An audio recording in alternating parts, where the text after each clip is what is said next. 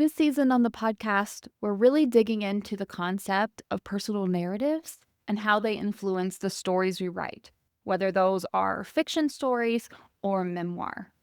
And today I want to spend a little bit of time talking about the difference between memoir and autobiography.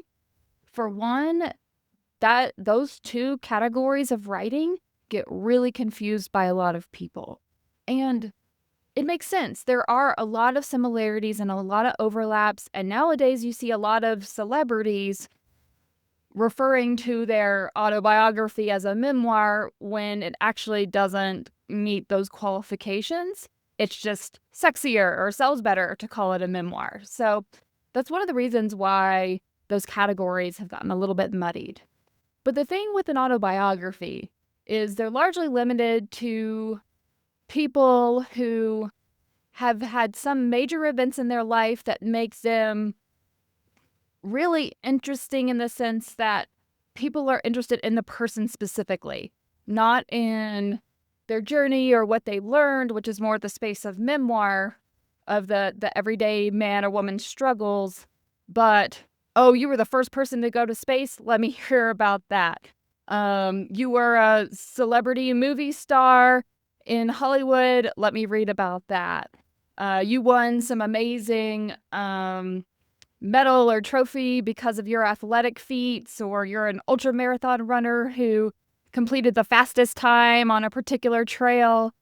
Those are the things of autobiographies, right? Where the adventure or the story itself is what makes the reader want to come to it. But the thing that makes memoir stand out, the thing that sets memoir apart from autobiography, well, there's a number of things. For one, it's not your entire life. When you sit down to write memoir, you should not be starting from, I was born to this person and this person on this day on a hot summer day. None of that. What memoir does is it takes our individual moments and stories and strings them together in a narrative arc that shows a transition or a change over the course of the time frame encompassed in the memoir. And what I'm referring to here is it all links back to what I call a core message. Now, in writing books, a lot of times authors use the word theme. For me, theme just feels too general, so the word that I use is core message. This is sort of a distillation of concepts that I came up with. Maybe it's written down somewhere else, but it's certainly not something I've ever seen in a book, but I call it the core message. And that's what I help people who want to write memoir focus on, because often that is the biggest missing piece of the memoir. And when I meet with writers who are feeling stuck about their memoir, oftentimes what we find is not that they don't know how to write their story or they don't know what stories to necessarily include, but oftentimes they haven't properly defined their core message. So that's why I wanted to talk about this topic today. We're going to really dig into what the core message is and how to define that for your writing. Now, core message is essential for memoir, but I also want to make sure I point out that having an underlying theme of growth, change, or transition is also really helpful in creating depth in your fiction writing as well. So some of these same concepts can be used in fiction writing, and what you'll see is a lot of the really powerful, impactful, best-selling books in any of those fiction genres have an underlying message or current to them that would be equivalent to a core message. So it's not just about, in, say, a rom-com, it's not just about these two characters coming together and falling in love. There are some deeper things that they, as individuals, are being challenged with. That is the same essence as the core message in memoir. So, what is core message? Core message is the theme that links all of your stories together. So this is why it's so essential in writing memoir, because if you don't understand what message you are trying to portray to the reader, then you won't be super clear on what stories are necessary to tell, because it really could be just a small little moment that really emphasizes the core message. And if you're only looking at your life and looking at those big events, you're probably missing out on some really relatable stories that your reader will be able to relive with you and put themselves into and experience what you experienced. So, some of the ways that I guide memoir writers to dig into what their core message could be is we look at what areas of their lives, what time periods, what events and experiences they've had that required them to go through some sort of massive transition or change. This is a universal concept, this idea of transition and change. We all experience this. You may experience it with aging. You may experience it with getting a new job or a move, or as you reach parenthood or various milestones, marriage, any of that. There's so many different ways in which you can view transition and change. So first, we might actually start by brainstorming all the ways in which you've gone through transition and changes, and then looking for those places in your life where they had such an impact that there's a story there to share. And one of the ways that I, as a guide for memoir writers, help someone hone down that big list is I'm looking at where did someone have a misbelief about themselves or their world that they then overcame. Because that misbelief is such a powerful anchor for your narrative story. So this is something that you, as a past version of yourself, if you're writing about yourself in memoir, or if you're writing in fiction, the main character, something that they falsely believed about themselves or about their world. So in my memoir, personally, what this misbelief is that in order to be accepted, I needed to mold and shape myself into what others expected of me. There was this misbelief I had that I couldn't show up authentically or I would be rejected. So there was all these ways in which I altered myself, downplayed myself, things like people pleasing, using alcohol in social situations, and just the way that I kept myself small in order to feel like I was fitting in, but constantly running against the struggle of knowing that I wasn't truly being accepted because I wasn't showing up as myself. So this is where the story begins. You start with that misbelief. You paint the picture for your reader of what that misbelief was, why you felt validated in that misbelief. You know, you may do some backstory to show some of the origin of that misbelief, and you're showing the reader why you started there. And ideally, this is going to be a struggle that your reader has as well. Either they are currently in some level of that misbelief in their own world, or they have also gone through that journey of updating that misbelief to a more real, true belief about themselves. So, as you travel along in your memoir, as you're choosing what stories to include, you're looking for things that validate that misbelief, things that encouraged you to double down on that misbelief, maybe some times that you were brave enough to test that misbelief, and those things either went well or didn't go well, and that altered or affected your strength in those beliefs about yourself or your world. And ultimately, what you show throughout the journey of your memoir is your struggle and your realizations of how you dismantled that misbelief and how you came to know something more true and more real about your world.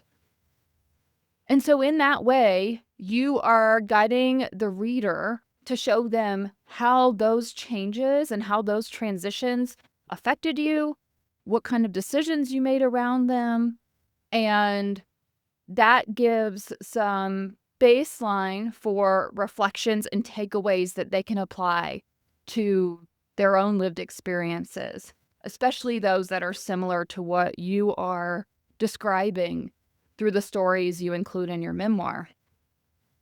And the thing about updating a misbelief is that you want to provide solutions to the reader that are internal, meaning the things that you change about the way that you view the world, the way that you view yourself, such that your solution that you present is universally approachable. So I made the mistake of not doing this in the first draft of my memoir. I started as a blend of memoir and self-help. And in that, I was originally centering around the idea of finding community and the how-tos of moving to a small town and how to find that tribe and those people again. But the thing is, my reader is not going to be in the same town as me. My reader is not going to have the same resources in their town. So really, those external solutions are not helpful to them in the same way that helping the reader see how much increasing your self-value and your self-love can make an impact anywhere that you are. So that's what I mean when I say make sure that your solution, that the way that you come about to update that misbelief is something that everyone can tap into. The thing about a core message is that the reader doesn't have to relate to every single event that you encounter. They simply have to relate to that theme, right? So it doesn't matter that in the way that you dealt with showing up for yourself, that you went through these specific experiences. It doesn't matter if the reader didn't have those same experiences, not even a one, right? If they shared in that struggle, what they are going to relate to is the emotions and the way in which you went through that transition and change. So say, for example, you're writing a memoir about addiction. It doesn't matter if they never woke up under a bridge. It doesn't matter if they didn't go to a detox center 3 times before it took. It doesn't matter if it's not the same experiences. What matters is that did they go on the same emotional journey through transition and change, or are they hoping to go through a similar journey? That's where you get to connect with your reader. And that's also the reason why you don't have to worry about whether your core message is the same as someone else's.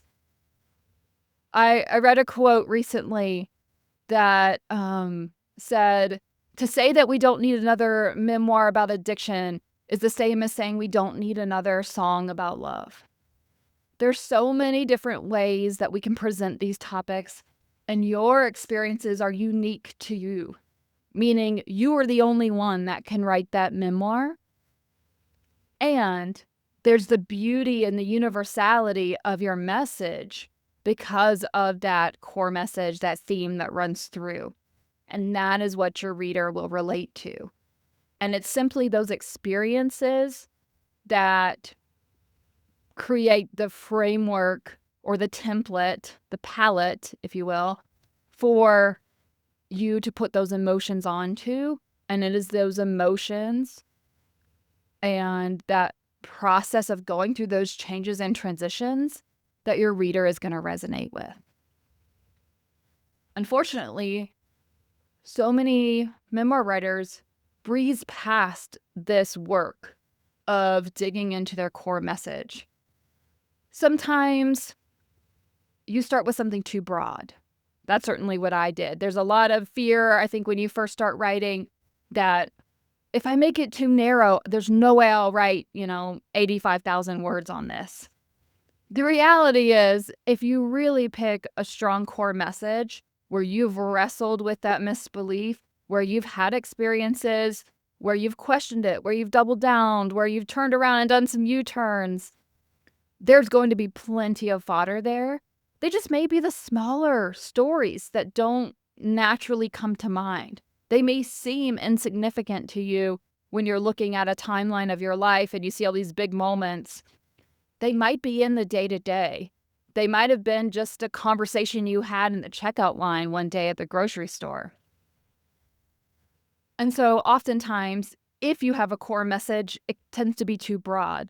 The other thing that I see over and over again is that writers are a bit scared to dig into the core message. It's a little bit easier to just want to write about the big stories, somehow link it in just a timeline, and not really dig into the emotionality of those pieces, to not do the reflection of how those things impacted you, and to take a lighter way through your story. But then, in that case, your reader can't really connect with you.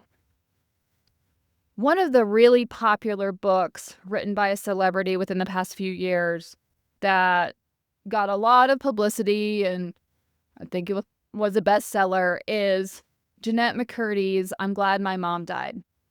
And I gotta tell you, listener, I was excited to read this quote-unquote memoir, although I would argue that it misses all of these pieces we've talked about what separates a memoir from an autobiography.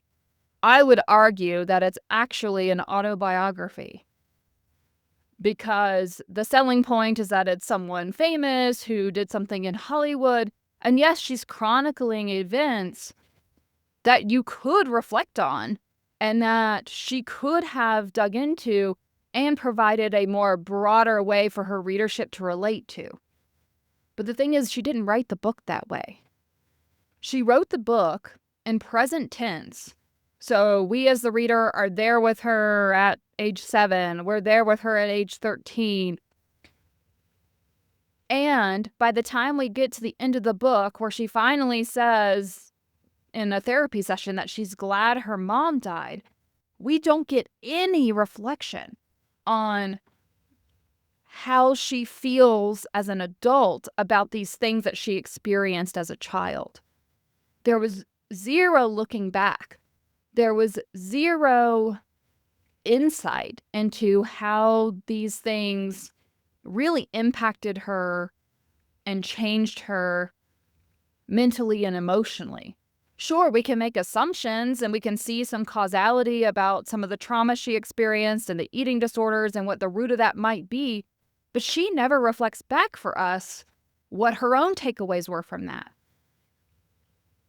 Since she chose to write it in the first person present tense, we only experience as the readers those moments as she lived them and what she took from it in that moment, but no reflection to go back to say how it impacts her now or how she views it now. She so often talks about in all these different stories about how she didn't think that anything was super off or a little weird, or her mom was a bit unconventional. But this was also Hollywood, and she also really believed that, she was living out her mom's dreams. And we never get an update on that. So I was quite disappointed in that book, and it's probably one of my least favorites, and I don't believe it deserves the memoir label as a genre. It's much more autobiographical because there is no reflection, because we don't get to see any sort of change or transition of her beliefs about her world or herself.